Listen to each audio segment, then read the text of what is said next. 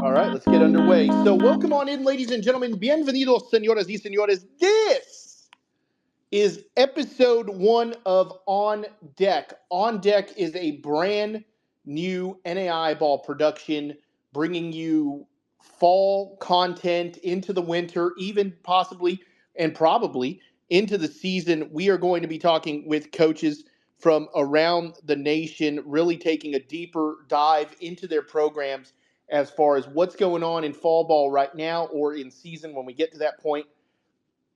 How is everything looking? What does recruiting look like for that program? And really just using this as a resource and a tool for prospective players and just a highlight and a deep dive into programs from around the nation. And of course, joining me in episode number 1 is the head man himself from the Mustangs of Mount Mercy, Coach Jack Dahm. Coach, how's it going?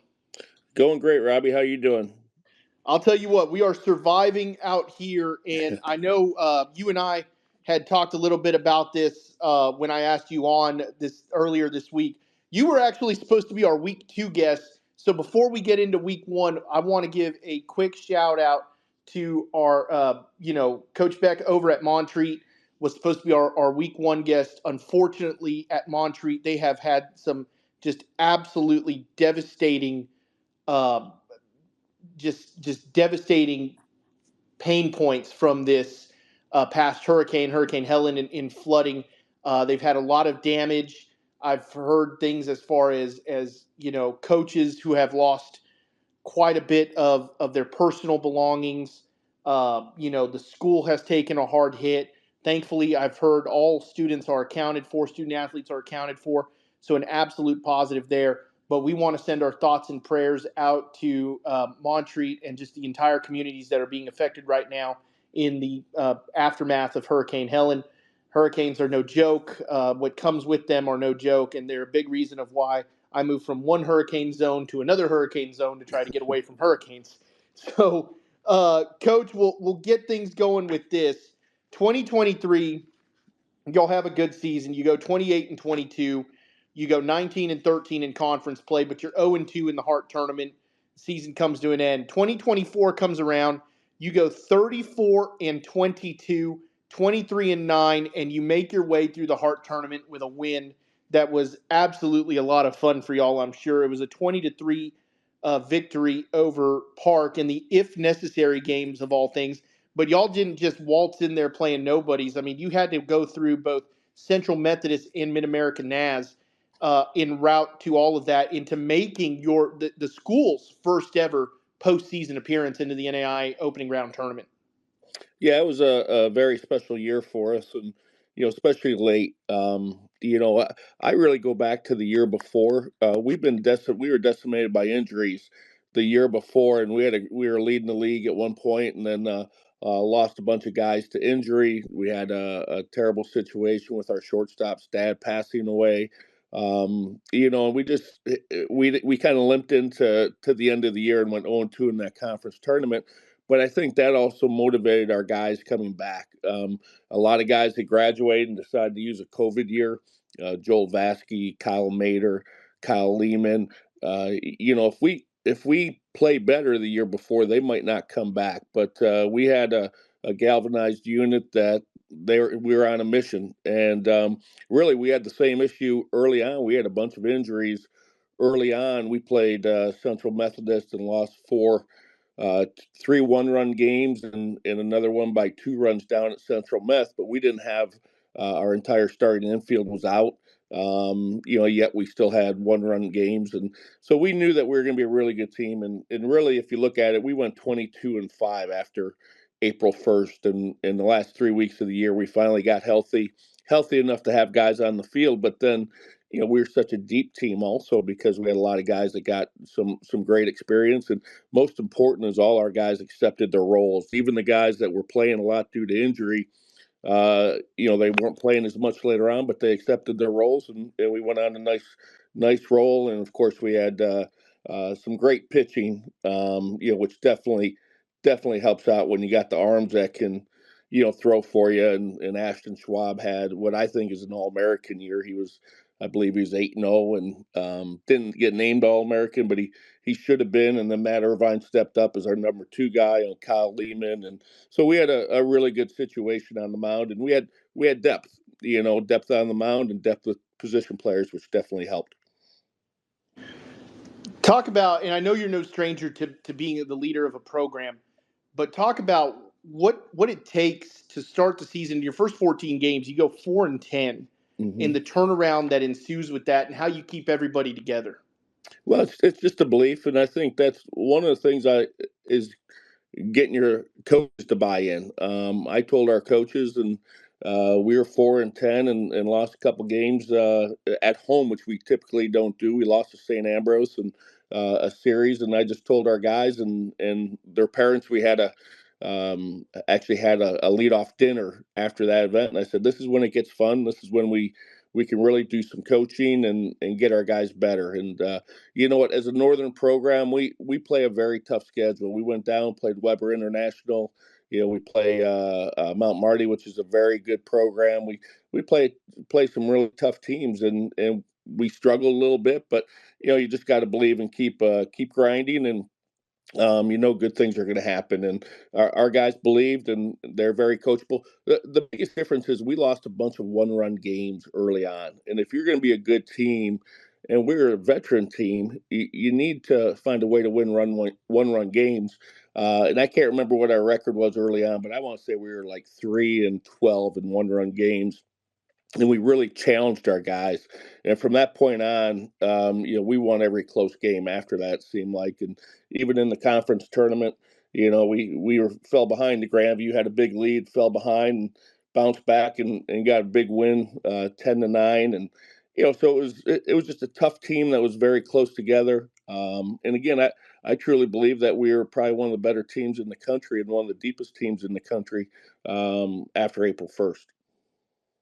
You look at the last couple of years for y'all, and y'all are no stranger to 30-win seasons. Three of the last 4 years, have had 30-win years, but you get into the national tournament for the first time ever this past season. I mean, the national tournament's hard enough to make as is. It's a smaller, selection pool. Mhm. It's not a lot of at-large opportunities, and you're in a conference that's been fairly tough the last several seasons. Yeah, it really is. If you can get through the heart of America, my gosh, you can beat anybody in the country. I've got the utmost respect for the teams in our league. And last year we had 4 teams in the national tournament, and it's something that we hope to continue on. It's only going to get tougher, next year, not this year, but the following year. We got Missouri Baptist coming in, William Woods coming in, so it's just going to make us that much tougher of a league. But it really reminds me of my days back at Creighton University, where Wichita State was the premier team in the Missouri Valley Conference and winning national championships, and kind of like Central Methodist. And then what happened is uh, Central Meth or Wichita State elevated. We were all chasing them, and then Mid Am got to the World Series the last 2 years in a row. And what Central Meth has done, Mid Am has done, is really motivated us and all the other teams in our league. We got to get better if we want to be successful. And we're very fortunate. We've got some really good junior colleges around here. I've got a lot of connections at the Division I level, so the transfer portal's probably helped us quite a bit. So it's been a fun ride. But once we got to that national tournament, our guys went out and played extremely well, and very proud of them, going 2-2. And we just kind of ran out of gas against Science and Arts. We lost 4-2, but probably had a lot of opportunities to win that ball game. But it was a fun season, and hats off to our players. Let's talk a little bit about the postseason and what y'all experienced.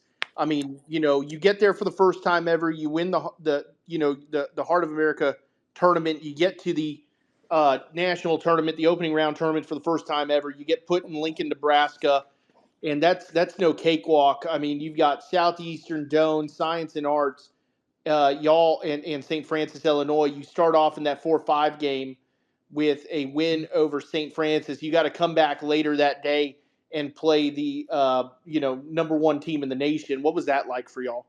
Oh, it was a neat experience, and I truly believe if maybe we would have been in a different regional, potentially we could have made that World Series probably. But Southeastern's arms and the talent on that team was outstanding. But it was a neat experience. If you're gonna, if you're gonna make it to the World Series, you got to play the best teams in the country, and we definitely did in our regional.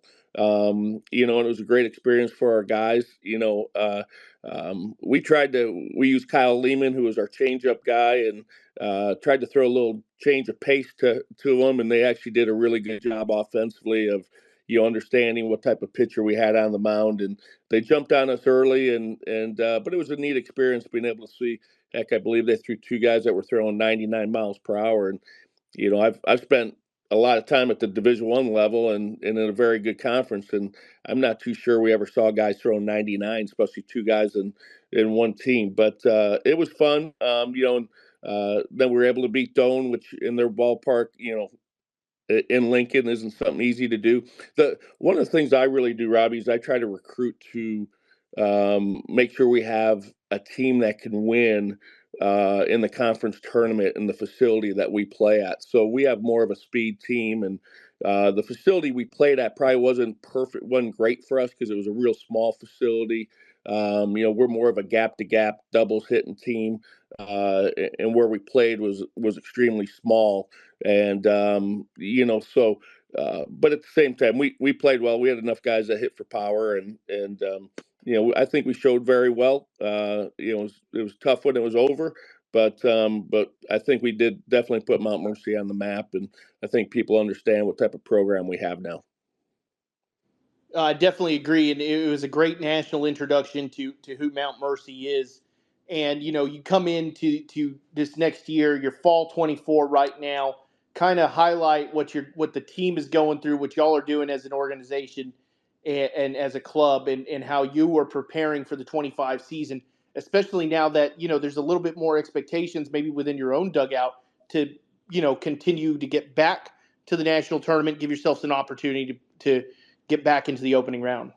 Yes, without a doubt. And we have a different team. We have a lot of returners that were the guys that played when we had injuries. So I lost 26 seniors and COVID kids off last year's team. So our roster is going to look a lot different. We have a smaller varsity roster, and fall workouts are going great.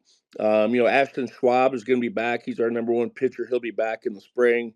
Jeremy Figueroa, our very talented infielder, will be back in the spring. He's not with us right now. But anyways, so it's a different looking team, but it's going to be a gritty, fast, athletic team with some really good pitching. I'm excited about some of the arms we brought in. We brought in a 6'10" right-handed pitcher from Ball State, Owen Kaufman, who pitched for me. I also managed in the Prospect League over the summertime. Owen pitched for me along with Cade Turner, Jake Weisenberger, and then we've got another kid from Oakton Community College that had a great year last year, a right-hand pitcher by the name of Cole Connor. So we've got depth on our pitching staff again. We're probably going to look to bring in a couple kids at semester. But one of the things I did is with COVID, I think a lot of teams have had this happen. We had some really good young players in our program that really didn't get a chance to play the last 2 to 3 years because of all the COVID kids. So I promised them that we give them the opportunity to show us what they could do this fall to earn some spots. And so it's been very competitive fall. We're going to learn a lot this coming Saturday. We actually go to Creighton University. We'll play at Charles Schwab Stadium, which is a neat experience for our guys. Ed Service, the head coach at Creighton, was my assistant when I was at Creighton University, and he took over when I went to Iowa, and it's his last year. So we did it a couple years ago, and we're going to go back there on Saturday. So that'll be a neat experience, and we're gonna see where we're at, and so it'll be fun. We'll play a lot of baseball, and then continue to go for one more week after that, and play a junior college, and then call it a fall. I imagine you hit on it being a team, a northern team, Midwest type of team. You have definitely have to have facilities that adapt to your surroundings, what you've got as far as weather goes, and some of the things. You're not in Florida where it's sunny all year Hmm. all year round and hot all year round, so you're not able to be out there on the field constantly. And y'all have some new facilities that are going to be a big help. Yeah, that we do. We have probably as good a facilities as anybody in the country. We're very fortunate. We got a all turf facility that is first class. I believe that's about 6 or 7 years old now. But we didn't stop there. We also just built a brand new indoor facility with our batting cages, weight room, training room. And now that's for the entire athletic department in the university, but we actually have a specific place just for baseball, where we have our hit track set up, and so it's worked out well. And then also right next door, we have a brand new locker room for our guys, player lounge, and in a classroom for our guys. We do a lot of classroom work. So from a facility standpoint, there's nobody in the country that has better facilities than us, and it's definitely helped us in recruiting. You need those type of facilities if you're going to be able to develop your players, and we're very fortunate. We've got about 5 different pitching machines. We have Synergy. We just got TrackMan, both offensive and defensive TrackMan, or pitching and hitting. So we've got all the things that we need to help develop our players, and that's going to be a big part for us to be successful up north. Because I'll be honest, we beat out a lot of southern schools for some of these guys, some of our recruits over the years, but we can't beat weather. It's if they want to go somewhere warm, um, they're going to go somewhere warm. But if they want to come and play at one of the best facilities with some outstanding coaches and a great, we just been very fortunate that our team chemistry has been very good. So I'm a big believer. I don't see too many teams that win championships that don't have good team chemistry and kids that get along. One of the things you hit on is recruiting, and this, recruiting across all collegiate athletics has changed a lot over the last several seasons. Obviously, COVID played a big factor in that. Recently, we're seeing JUCO guys that got an extra year, that have now run out of Division I eligibility, coming back to NAI Division II, and all of that. They're having to go, come out to our level, and because they want that extra year, they want to play that extra year. And then you've got, guys in 2 year facility, 2 year programs right now looking for homes. You've got the transfer portal. You've got high school players. I mean, what is it with recruiting? The landscape of recruiting has totally changed, and you're no stranger, with some of your stops, both at Creighton and in Iowa. You're no stranger to the full landscape of recruiting across collegiate athletics. But what has it been like recently in trying to get kids through the door? The one part that not a lot of people talk about that I think is really changed. Of course, we have the transfer portal, NIL, but the major league draft getting pushed back to July, that really changed a lot of things. Because all of a sudden, in late July, a couple years ago, late July, we're signing all of our kids that are in the transfer portal and looking for a place, kids that we've been working with all summer. And they usually commit about, late July. Well, all of a sudden, the draft being in July now has pushed everything back, and there was so much scholarship money at the Division I level with the mid majors, and also with the lower level Division Ones, that a lot of the kids that I thought that we were going to get, ended up getting tremendous offers to Division I programs. And we probably got burnt. I probably got burned a little bit in that, thinking that we are going to get a couple of those kids. But um, but the big thing with that is it was the major league draft getting pushed back, so it slowed everything up in the recruiting process. And so that's something we've got to make that adjustment. And the nice thing is we're going to be able to go back to what we were doing about, before COVID, where I'm a really big believer in bringing in some really good high school players, and treat that kind of like the minor leagues, where we're developing our freshmen, through excuse me, through the JV program, and playing games, and then bringing in the transfer students, kind of like free agents in Major League Baseball. So that's what we're going to get back to. We will change a little bit. I'm going to make sure we get a little more aggressive early on in the summer, trying to get some kids locked up instead of letting them play us along. I felt like we got burned a little bit, and I probably could have gone out and got a couple other kids. So, talking to other coaches, though, they went through the same thing. Um, it dragged out a little bit longer, and we need to understand that and make a little bit of a change. If somebody's listening in and they're interested in joining your program, what is something that you and your staff are looking for the next generation, the next 4 years of guys who are looking to come in? Maybe it's 4 years, maybe it's 2 years, whatever it is. But what is the type of player? I mean, you hit on it a little bit earlier. You're a gap to gap ball club. You like to utilize speed. What is it that y'all are looking for to fill out that recruiting class? That's and it's nice to get some big physical guys in there, of course. Because it's still nice to get those 3-run homers. We were fortunate. We had Joel Vasky, who was a Division One bounce back from Southeast Missouri, who I think he hit about 11 or 12 home runs last year.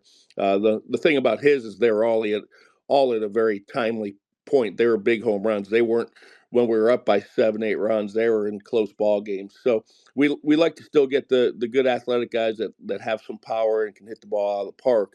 I think the biggest difference with our ball club last year too was Trent Hugenworth behind home plate. He was a Division One bounce back, and he was probably the top defensive catcher in the country. And he put together a great offensive year for us also. But we're looking for speed, of course, and guys that can play defense, create havoc on the bases. But along with that, you need to find pitchers that throw strikes. I'm not a big guy on guys having to throw 90 to 95 miles per hour. If those kids that are throwing that hard, they're probably going down south, or other teams have more money than we do. I want strike throwers. I like getting a starting staff that has 4 different looks, a couple lefties, couple righties, and not have everybody be cookie cutters thrown the same way. And so we're really open. We just want to find kids that have a passion for the game and want to go out and play hard and get better. And if you're not going to work, you're not going to fit into our program very well. We've got some great kids that are going to really, push each other, and so it's been fun. And we like to get some of the kids that we get when they're Division One bounce backs or they're coming off an injury. They're a little bit down, so we really want to build them up from a mental standpoint also, and get them believing in themselves again, because you're not at the Division One level for a reason, because you struggle a little bit, or you made some sort of a mistake. And we're to the point now we don't need to take kids who have excuse me, a lot of baggage. We want to get kids that are talented enough to help us ultimately make it to Idaho.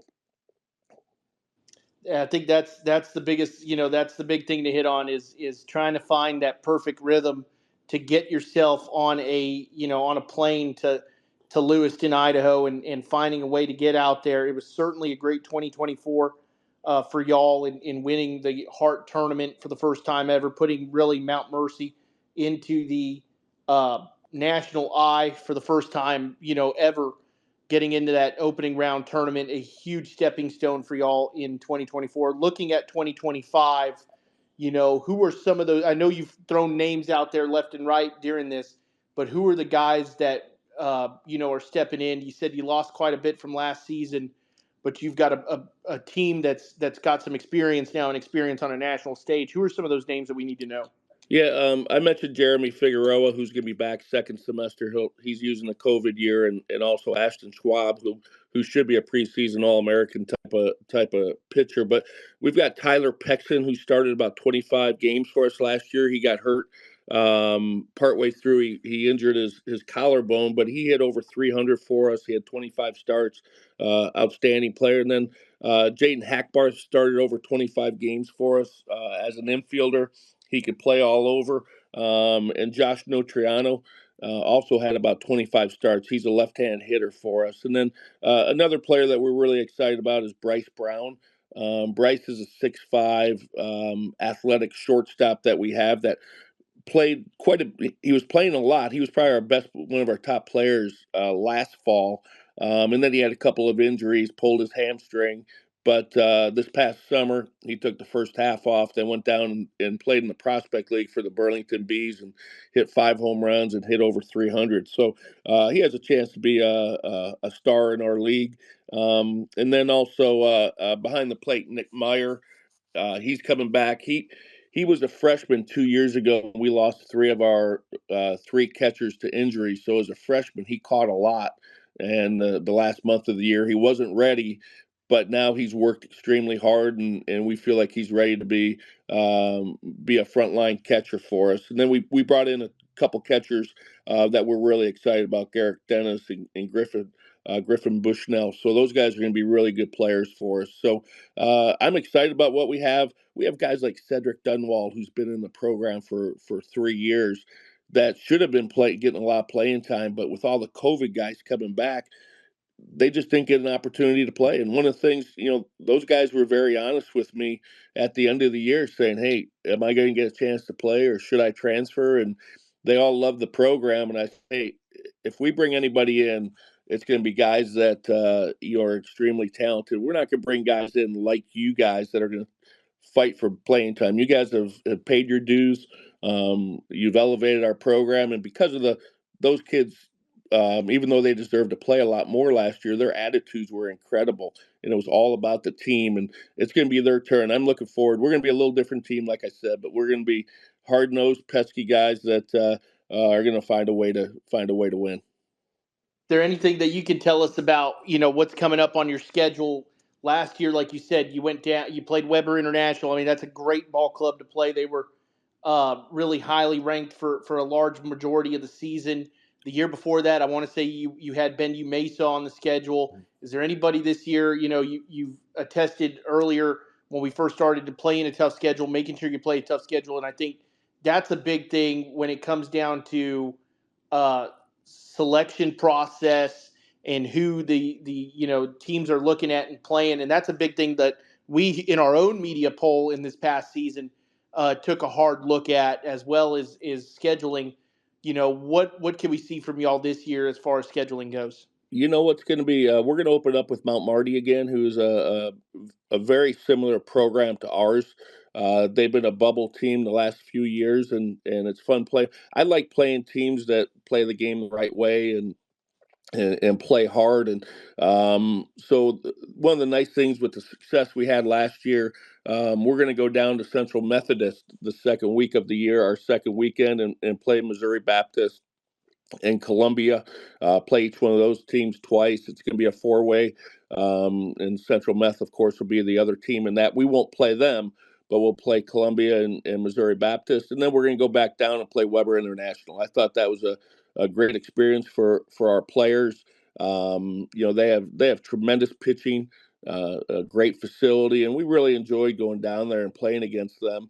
And we beat them. We went 1-3, but each game we got better. We lost a one-run game the third game, and then finally won the fourth one. And I thought that was a big step for our team. When we go down south, I'm a big believer in going somewhere where you're going to be able to take on-field BP.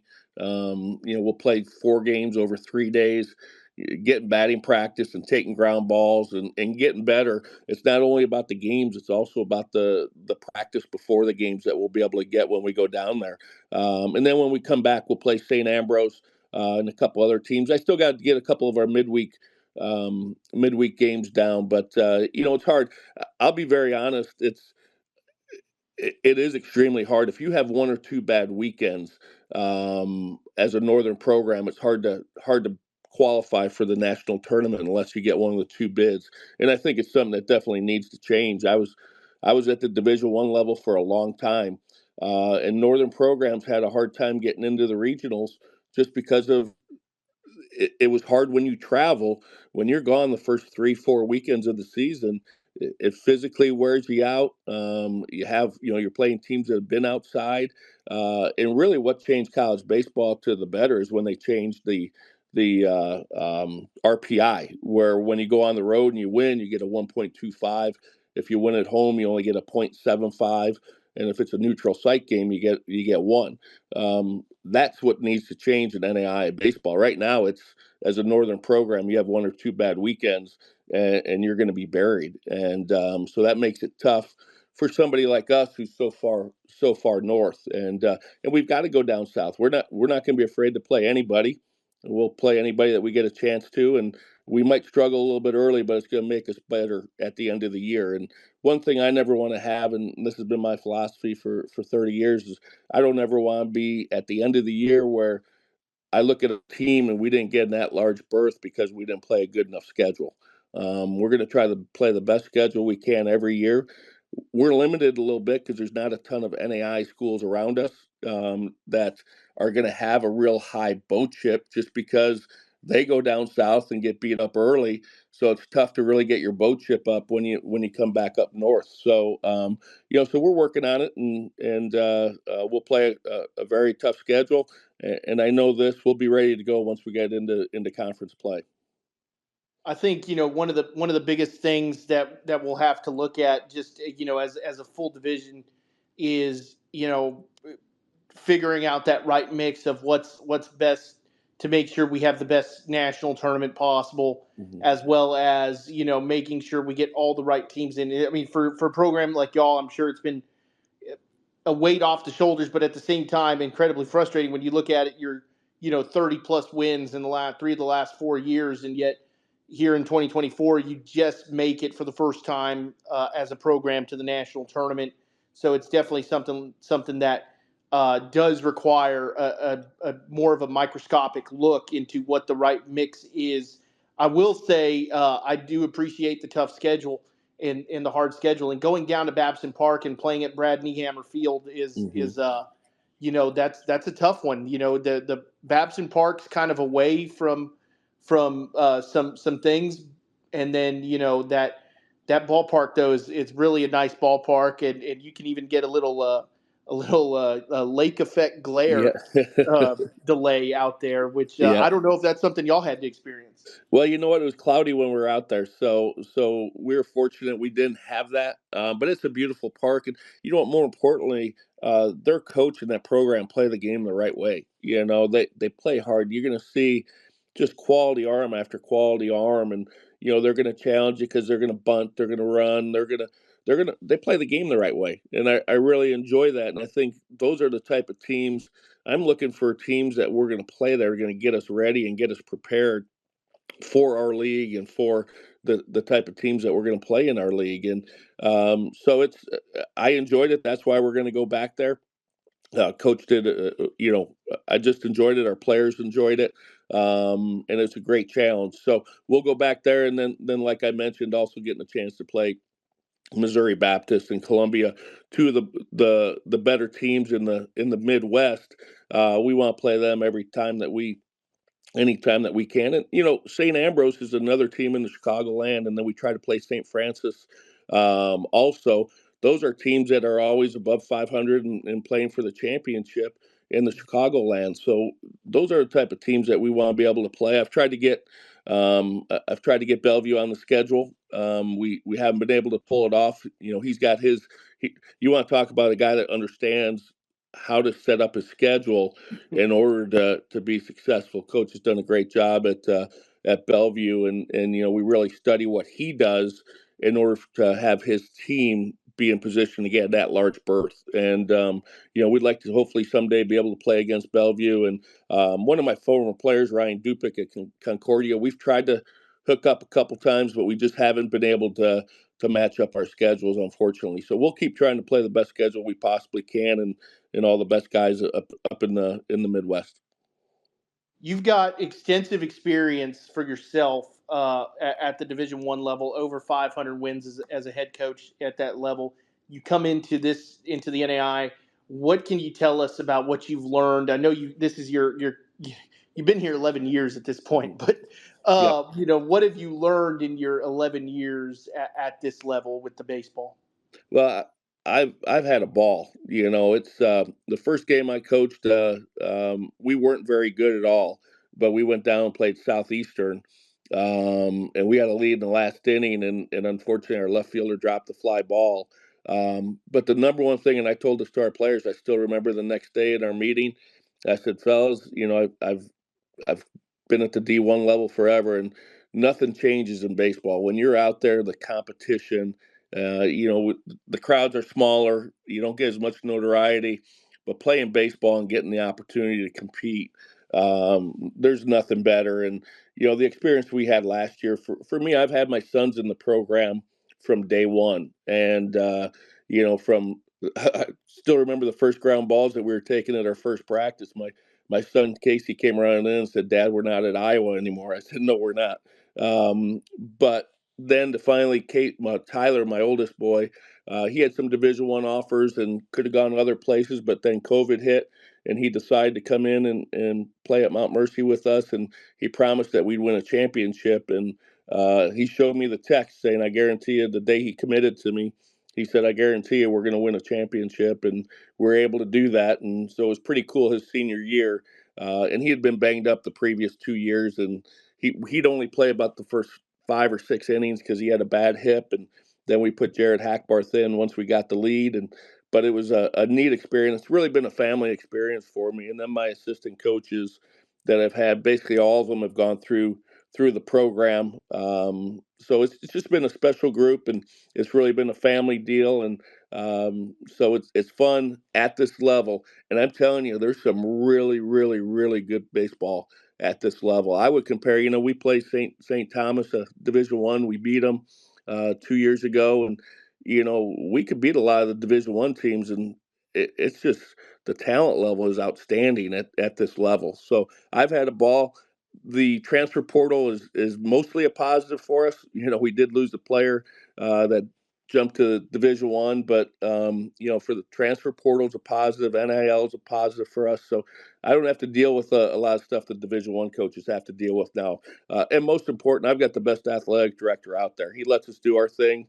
He just makes sure we do it the right way, and he's been supportive, and we've been able to get some great things done. We have a team GPA over a 3.3, with 80 kids in the program. So I love where I'm at. And I'm going to enjoy working here for years to come.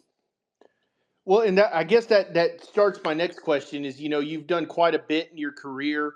You're entering, you've been here now for over a decade at Mount Mercy. What is the ultimate, goal for where you see for yourself entering not just this next year, but the rest of your career and what you want to do? I was very fortunate when I was with Jim Hendry at Creighton University. I don't mean to be dropping names, but early in my career, I was at Creighton, and we weren't a powerhouse. We were a nobody, and he built us up. And when he recruited me, he told me this. He says, "Hey, you might not play in the World Series, but you're going to be the foundation, and we will play in Omaha at some point." Well, he hired me right away when I got done playing, and sure enough, a couple years after coaching with him, we ended up making it to Omaha and finishing third in the country. And the build of that was absolutely amazing. And that's what we're doing here. And our next step is to make it to a World Series. It's been done in our league. Central Meth and Mid-Am have shown that Heart of America teams can not only go there but compete and do very well, and that's our goal. I want to get to where Nate Breland is and Mid-Am is, and so we're going to keep working. We're not satisfied with where we're at, so I'll keep doing this, and uh, the university lets me do my thing, and so I really enjoy it, and it's been fun. At some point, I'll probably become a fundraiser. I could have left for Division I jobs. I've had opportunities and a couple of pro jobs, but I love Mount Mercy, and again, starts with the school. Being in Cedar Rapids, you're only 20 minutes from the University of Iowa. There's a lot of stuff for the guys to do. It's a great education. Just so many positive things at Mount Mercy. And, so I think when kids come, they're amazed at what we have. And then we push them hard. In practice, we treat it just like a Division I baseball program. We go on the road, we stay at nice hotels. We fly down to Florida or Arizona for a trip, and I like to think we do things in a first class manner. How important is that relationship between a head coach and administration, in being sure that you can build what you want? Oh, it's huge. I was very fortunate. my last few years at Creighton, I had a tremendous athletic director that just retired, Bruce Rasmussen. And I had some good ones at Iowa too, but baseball was not a priority at the University of Iowa at that time, and in the Big Ten. So it made it really difficult to have success. And so I'm very fortunate. When I got here, Scott Riesinger was here. He grew up in Lincoln, so he saw me when I was coaching at Creighton. So when I got let go at the University of Iowa and they were looking for a spot, 20 minutes up the road, he called me up. Not thinking I would say yes, but I said, yeah, I'll look at it. And at that point, they were starting to talk about the facility upgrades and all that kind of stuff. And so timing worked out really well for me. It's taken us a little longer than I would have hoped to make that national tournament, but we're doing it the right way. We're getting better every year, and I thoroughly enjoy it. But it would not get done without our athletic director and having the right administration ahead of you that fights for us. And our scholarships have gotten better. Facilities. He hasn't said no to me. He shakes his head a lot, but all those facilities that you see that I sent you those pictures of, as far as our locker room, our lounge, our classroom, we've raised money for all of that. And we've done it ourselves, and it's something we're proud of. Our guys, we've got about 1,200 kids in our fall league every Saturday, Sunday. So our guys, we're not practicing on Saturday, Sundays in the fall. We're out helping Eastern Iowa in youth baseball and running our fall league. So our guys have worked extremely hard. We've worked hard. My assistant coaches have worked hard. I manage in the summertime, as does Owen Oreskovich, my hitting coach. He manages the Burlington Bees. I manage the Clinton Lumber Kings. My pitching coach is a high school coach. So is our assistant pitching coach. So we're out there seeing as many kids as we can, and we're working hard. And I'll tell you one thing that's really changed our program is when I took the job at Clinton, when Coach Oreskovich took the job at Burlington, we have probably about 12 or 13 kids every summer now playing at a very high level, playing, 55, 60 games in the summertime. And that's really elevated our program also. And then they've helped us recruit those kids that are in the transfer portal. And so that's been a real big benefit for us. But our athletic director allows us to do it. Our administration allows us to do that. They see we bring in a lot of recruits from the prospect league, or from around the country. So it's a lot of work. But believe me, you don't want to. If you can find the right athletic director to work for, enjoy it and work as hard as you can. Because I'm only going to have mine for a couple more years. He's already talking about retirement, but he's been a huge part of why we're where we're at. Coach, I don't want to keep you too much longer, so I got one more question for you. You were 18-4 at home this past season. Obviously, a lot of comfort for y'all playing within the friendly confines of your ballpark. What if somebody was to ask you, like I'm about to ask you here, but if somebody was to look into this and listen to this and say, who is and what is Mount Mercy baseball? What would be just the answer for them in the program that you've built? You know what? I tell you what, I think it's a program that people see that will play the game the right way. We're not going to be, I know a lot of the NAI people like to chirp or talk or whatever, but we're just going to go about our business to try to play as hard as we can, compete between the white lines and respect the game. And that's the way I was brought up, and that's the way we're going to play it. But you're going to see some athletic guys on the field. I think Nate Breland had last year he said we look like an old college football team. We were so big and strong, but yet still athletic. We're going to be a lot smaller team this year, but again, we're going to be athletic and play the game the right way. And I think a big compliment to us back about we finished. I think it was third in the Heart back probably about 5-6 years ago in the tournament. We had a big win against Central Meth, and it was a great game. And my assistant, who now works for the Seattle Mariners, Devin Fujioka, was watching all the games on the computer, and he says, "Coach, it's so impressive just watching your guys when they're in sync, how they know exactly what's going on and how they defend the bunt game. And specialty defenses, we're going to do things the right way, and we're going to be able to execute the short game and just play old school baseball and try to play. I call it championship baseball, because now watch the playoffs. Now is when all the major league teams are actually going to start to bunt, and do the little things that you need to do in order to win games. And so that's what you're going to see. We try to treat every game like it's a championship game, and that's I think you're going to see a team that plays hard. We've been banged up the last couple of years, so in fact, my son, our first baseman Riley Runquist, they get a hit and they couldn't run full speed, and that made me pull my hair out because we want to be a team that tries to put pressure on people, but we're getting healthy, so we'll be able to get back to that this year.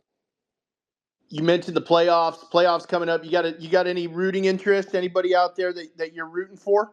Well, you know what, Jim Hendry, my mentor, he's a number. He works with the Yankees, so I'm still a Yankee fan.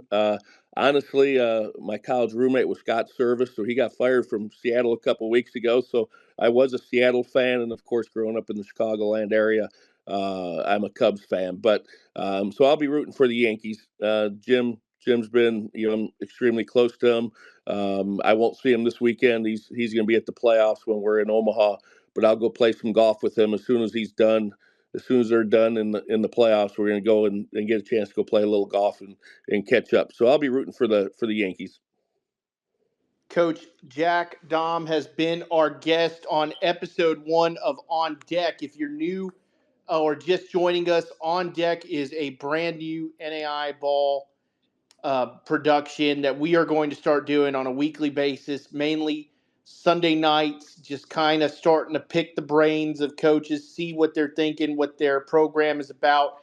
I mean, just a huge look this weekend into who and what Mount Mercy athletics and baseball is as a whole. We've been super excited to have you on, and this was a fantastic conversation, Coach. So I just want to thank you for taking some time out of your Sunday. I know Sundays can be a tough ask. I know we were kind of put in a really unique situation. Our thoughts and prayers are out there to everybody at Montreat. And so we appreciate you taking some time out, being able to adjust to our schedule and jump on here with us on episode 1 of On Deck, and really just take some time out of your day to talk with us. Well, I greatly appreciate it, and so do our players, and we appreciate everything you guys are doing for NAI baseball. And it's been something my players always, my assistant coaches are always following you guys, and it's important. We're excited to be here because we've worked hard to try to become a team that's known nationally, and by you talking about us a little bit and having me on, hopefully people will realize that not only Mount Mercy but the Heart of America is a tremendous baseball conference. And we had a great year last year, but I got gray hair now trying to figure out how we're going to beat some of these teams. And there's so many good teams in our league that I think that's the biggest thing. I have a young fella in our that's coaching for me now that played at LSU Shreveport. And as we go through and look at our schedule, he's like, man, your league every weekend you are getting challenged very hard in the Heart of America. So you're going to lose games during the conference season. Some of the leagues aren't as deep as ours, and ours is a deep league and a tough league. And I've got the utmost respect for our coaches, but again, you guys giving us a little bit of publicity, we greatly appreciate it. And I tell you what, at the end of the year, we're going to be pretty good. I promise you that. We might lose some games early, but we're going to be right in the mix again by the end of the year this year. Well, Coach, we're definitely going to be looking forward to it, and definitely going to be taking a deeper look. Like you said, you make that opening round tournament, those expectations, especially, from us. I guess, a Cornerstone media outlet is really going to take a harder look on you. Keep an eye on what y'all are doing. I can tell you that you were in our top 25 conversations. We have a big old sheet that nobody gets to see, that just kind of has thoughts and everything that we think on teams. And y'all were in the conversation quite often. So it's one of these things that, we'll continue to take a look at it. And now, especially, I think, as an outlet and letting people know who y'all are and what y'all are doing, I think is a fantastic thing. So I want to thank you for being our first ever guest on deck with us, and definitely giving us an inside look at who you are, who your program is and what's to look forward to in the future with your program. I greatly appreciate it, Robbie. And like I said, the other thing we need to do is work on that boat chip. And people don't realize we're 22-5 after April 1st, and you got to be playing your best baseball at the end. I think with the boat chip and with the regionals, they really need to take a look at what the NCAA Division One has done. The other thing I would say, we have Mo Bap coming in, and they've taken away the third automatic bid at the NAIA level. If you have a large, our league now, put Mo Bap and William Woods in, and it's just going to make us that much tougher. So if you don't get three bids, you shouldn't get two bids for a league. So I think we need to go back and evaluate that and go to one bid and open up the at-large bids so that the best teams in the country can get in, and the really good programs up north can also make it with that large bid. So there's some things that need to be looked at the NAI level, because there's once they started opening it up a little bit, you saw Central Meth had a ton of success, and then Mid-Am made the World Series, and Concordia, and they've handled themselves very well there, along with Bellevue doing it all along. So I think there's some things we can look at to continue to make baseball at the NAI level better, and as competitive as possible throughout the entire country, not just down south, or make it where we get the best teams in the country there. And I think some of those teams down south would agree with us that maybe only one bid should be given out, and then have more at-large bids. You know what? I'm 100% in agreement with you, and that is something that I have kind of been a rally had a rally cry for is, I feel that this level has the ability to have the best postseason tournament outside of Division One. You have the closest thing. The other two divisions in the NCAA really regionalize and segment their postseason. I love that we went away from that. That the coaches went away from that. And I think a lot of that continues to fall on the coaches, and as a main voice for that. I am all for one bit across the landscape and opening it up to more at-large bids. Does it create more problems for us at the end of the year because we have to figure out who those at-large bid teams are? Absolutely. Am I willing to do that? 100%. So that is definitely something that I, at least, and my team, I think would be behind. And on top of that, I do agree with you. I think that you look at a conference like the Sun Conference. You've got one bid anyway. They don't have enough teams to have a two-bid league, but Yep. that three programs are going to be getting into the national tournament from there, and then you've only got 15 at-large bids, and so you can count in three Sun Conference teams Yep. already. It's one of those things where you have to you're just hurting teams in other parts of the country with the setup and the system. And so we're big believers in that here as well. But Well, yeah, I yeah. couldn't agree with you more. And you know what, NAI baseball is tremendous. It's very, very competitive. Some great teams, some great coaches, and it's been fun. And we appreciate you giving us a little publicity. And we realize, and I've always told this to my boys. They're like, boy, we're not getting much pub or rankings. I said, it'll happen. It's going to take time. We're going to do it the right way, and we've been able to break through a little bit. Now it's up to us to make sure we do it on a consistent basis, and that's our challenge as a team. And I told them, even though we graduated a lot of tremendous players, our goal has not changed, and it's to get better every day and win the day. And so it's been fun, and again, I appreciate you having us on. Absolutely, Coach. Thank you. That'll do it for us here on episode 1. Of course, as always, I'm Robbie Gutierrez. You can find me at RobG1063. Coach does not have X, and that's probably for better than for him to not be on here so much. Or else I'd throw that out there. But if you're interested in Mount Mercy and what they are doing, you can find them at MMU_baseball. That's at MMU_baseball. Coach, thank you for your time, and thank you everyone for joining us on this first episode. We'll talk to you again soon. We'll talk to you again next week. Until then, have a great day and an even better tomorrow. Thanks, Robbie. Thank you.